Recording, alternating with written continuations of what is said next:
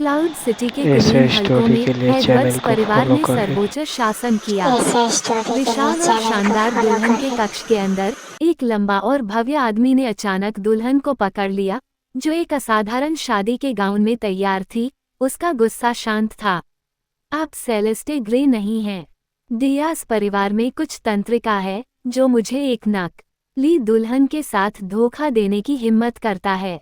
अब आप मुसीबत में हैं। दुल्हन को अपना सिर वापस झुकाने के लिए मजबूर किया गया। उसकी पतली और सुंदर गर्दन फैल गई, लेकिन इसने आदमी के क्रोध को नर्म करने के लिए कुछ नहीं किया। मुझे जाने दो। उद्धरण चिन्ह। दुल्हन का चेहरा आंशिक रूप से बर्फ सफेद मास्क द्वारा कवर किया गया था, जिससे उसकी अधिकांश विशेषताएं छिपी हुई थीं। हालांकि उसकी आंखें सितारों की तरह उज्ज्वल और स्पष्ट दिखाई दे रही थीं। मुझे जाने दो। दुल्हन की आंखों में आंसू आ गए क्योंकि उसने शब्दों को काट दिया। उसकी आवाज बेचैनी से कांप रही थी। अपनी कलाई के एक झटके के साथ आदमी ने ऑड्रे को जमीन पर फेंक दिया। उसे तिरस्कार के साथ देख रहा था। ऑड्रे ने देखा कि उसके मुखौटे का एक हिस्सा ढीला हो गया है। वो एक पल के लिए घबरा गई और जल्दी से उसे वापस जगह में समायोजित कर दिया। जोर से धमाके के साथ आदमी ने दरवाजा खोला और बाहर निकल गया।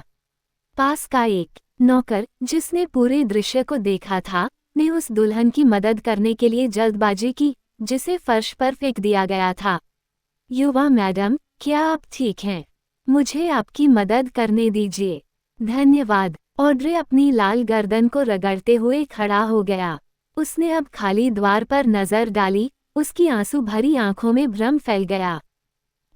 यह वो आदमी अभी डेरेक एडवर्ड्स था। नौकरानी ने ऑड्रे की शादी की पोशाक को समायोजित किया। हाँ, यंग मैडम, वो हमारे यंग मास्टर आपके पति हैं। क्या यह अफवाह नहीं थी कि डेरेक अक्षम था? सेलेस्टे ने एक अपंग से शादी करने से इनकार करते हुए अपनी आंखें बाहर रोईं और जोर देकर कहा कि ऑड्रे उसकी जगह ले लो। लेकिन डेरेक लंबे पैर और एक कमांडिंग स्ट्राइड के साथ लंबा हो गया, जिससे किसी भी विकलांगता के कोई संकेत नहीं मिले। ऑड्रे के होंठ हल्की मुस्कान में बदल गए।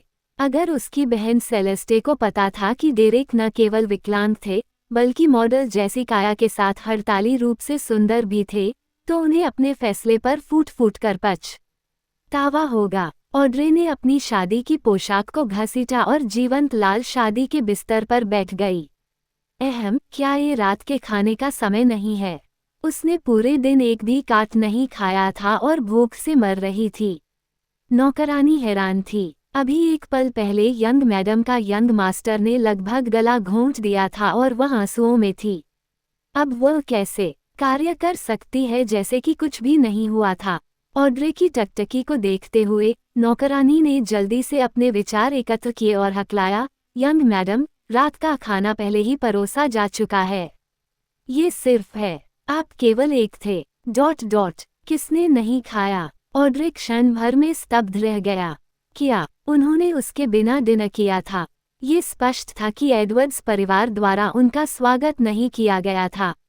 अफवाहों में ये था कि कैमिन हमेशा सख्त था और जैसे ही वह घर में दाखिल हुई, उसे कोई भोजन नहीं दिया गया। ये स्पष्ट रूप से नई बहू को दिखाने का एक तरीका था जो प्रभारी थी। ऑड्रे ने आदेश दिया, जाओ मेरा भोजन लाओ। नौकर परेशान दिख रहा था। यहाँ आप क्या करते हैं? यदि वे आपको कठिन समय देते हैं, तो उन्हें बताएं कि मैंने 3 दिनों से नहीं खाया है। अगर मुझे जल्द खाना नहीं मिलता है, तो मैं एडवर्ड्स फैमिली में मौत के घाट उतार दूंगा। इसके अलावा कहत है कि मैं पहले ही भूख से एक बार बेहोश हो चुका हूँ। क्या ये वास्तव में काम करेगा? नौकर ने झिझकते हुए पूछा।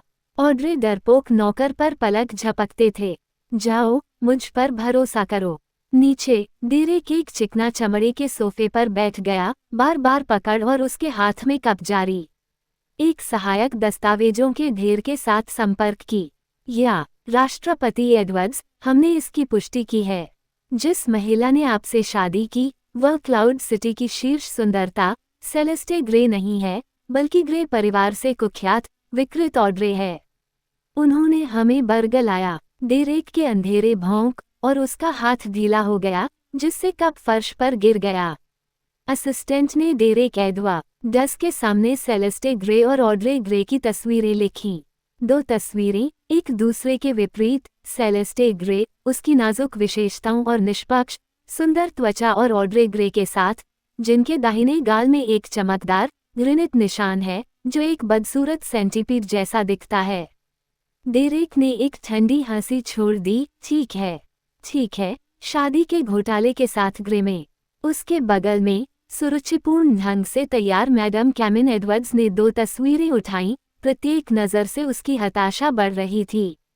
ग्रे परिवार की दुस्साहस। क्या वे वास्तव में सोचते हैं कि मेरा बेटा एक अपंग है, जो एक बदसूरत महिला को एडवर्ड्स परिवार में शादी करने के लिए भेज रहा है? 5 साल पहले डेरेक वास्तव में एक कार दुर्घटना में था।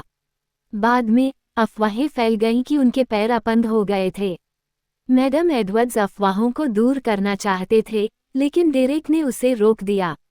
मैडम एडवर्ड्स के बगल में बैठे ब्रांडा केली को खबर सुनकर अपने कंधों से वजन उठाना महसूस हुआ। एडवर्ड्स परिवार की युवा मालकिन की स्थिति जल्द या बाद में उसकी होगी। एक बदसूरत महिला कभी डेरेक की आंख को कैसे पकड़ सकती है? आंटी, इसे आप परेशान मत करो। मैं आपको एक मालिश देता हूँ। ब्रेंडा ने उसे शांत करने की कोशिश की। एडवर्ड्स परिवार और ग्रे परिवार के बीच शादी एक भव्य मामला नहीं था। ये निजी तौर पर आयोजित किया गया था। एडवर्ड्स फैमिली बात करते रहो, क्या अलग है? डेरेक एडवर्ड्स की आंखें एक पल के लिए टिमटिमाती थीं, जैसे कि उन्होंने कुछ महत्वपूर्ण सूचनाओं को पकड़ा था। क्या ये हो सकता है कि उसका विघटन नकली था? ऑड्रे अपने पैरों पर फोटो लेने के लिए नीचे झुकी और अपनी तारों से भरी आंखों से देखा। डार्लिंग, तुम ये नहीं जानते, लेकिन ये तस्वीर वास्तव में मुझे बेहतर दिखती है। मेरे मास्क के नीचे का निशान चित्र में एक से अधिक लंबा और बदसूरत है। फोटोग्राफर कौन है? वे वास्तव में अच्छे हैं। क्या मुझे उनकी संपर्क जानकारी मिल सकती है? डेरेक्स के माथे पर नसें उभरी हैं। क्या ऑड्रे उसके साथ खेल रहा था? वो उसका गला घोंटना चाहता था, और वो उसे बेशर्मी से डार्लिंग कहती रही। उसे पागल करने की कोशिश कर रहा है। ऑड्रे ने आंतरिक रूप से उपहास किया। वो बस अपना पेट भरने वाली थी जब उन्होंने उसे नीचे घसीटा। ठीक है, लेकिन फिर वे सभी लॉर्ड्स की तरह चारों ओर बैठे, उसे अपमानित किया। उन्हें श्रेष्ठता की यह भावना कहाँ से मिली? इस बारे में कैसे? क्या आप सभी इस बारे में उत्सुक हैं कि मैं कैसा दिखता हूँ? आज मैं अपना मुखौटा उतार दूंगा और आपको अपना असली चेहरा देखने दूंगा। आखिरकार एक बदसूरत दुल्हन को अपने ससुराल वालों से जल्दी या बाद में मिलना पड़ता है। ऑड्रे का हाथ उसके मुखौटे के तार पर चला गया। ब्रेंडा ने अपनी सांस रोक ली, ये देखने के लिए उत्सुक कि यह महिला कितनी बदसूरत हो सकती है। इसे रोको, वापस जाओ। डेरेक धीरज से परे उग्र था। यह महिला बदसूरत और बेवकूफ़ दोनों थी। क्या वह उसे अपनी कब्र तक पहुंचाने की कोशिश कर रही थी? मैं अब ऊपर जा रहा हूँ, ऑड्रे ने कहा, उसके पीछे के व्यक्ति को चीरते हुए एक हल्के कदम के साथ सीढ़ियाँ ओह से ऊपर की ओर। उसके पीछे कैमिन व्यावहारिक रूप से हताशा में उसके दिल पर खरोंच कर रहा था, जोर से कराह रही थी। हमारे एडवर्ड्स परिवार ने पिछले जीवन में किस तरह के बुरे कर्म जमा किए, इस बदसूरत महिला के लायक होने के लिए हमें पीड़ा दी। ओह, मैं इसे नहीं ले सकता। मुझे इस सारे गुस्से से दिल का दौरा पड़ने वाला है। ऑड्रे अपने कमरे में लौट आई, अपने मास्क को हटाने और खाने के लिए तैयार थी। अचानक उसे एहसास हुआ कि नौकरानी अभी भी वहां खड़ी थी, जिज्ञासा के साथ चौड़ी आंखें, स्पष्ट रूप से उसके घृणित चेहरे की एक झलक को पकड़ने के लिए उत्सुक थी। अब आप जा सकते हैं।